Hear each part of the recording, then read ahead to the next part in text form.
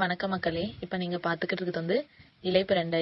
இதோட எனக்கு ஒரு சின்ன கட்டிங் தான் கிடைச்சிது. நான் நடும்போது வெறும் குச்சி தான் நட்டிருந்தேன்.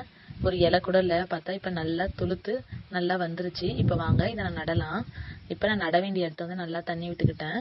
தண்ணி விட்டுக்கிட்ட இடத்த நல்லா மம்முட்டி வச்சு குத்திக்கிறேன். அப்போ தான் மண் வந்து லூஸ் கொடுக்கும், நல்லா பொல பொலன்னு இருக்கும்.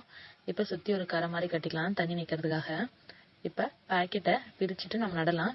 பிரிக்கும் போது கொஞ்சம் கவனமாக பிரிக்கணும். நம்ம வேகமாக பிரிக்கும் போது வந்து செடி ஆட்டம் கொடுத்துருச்சுன்னா வந்து செடி வந்து பொழைச்சி வர கஷ்டமாக இருக்கும். பாருங்கள், வேர் எல்லாமே வந்து சூப்பராக வந்திருக்கு.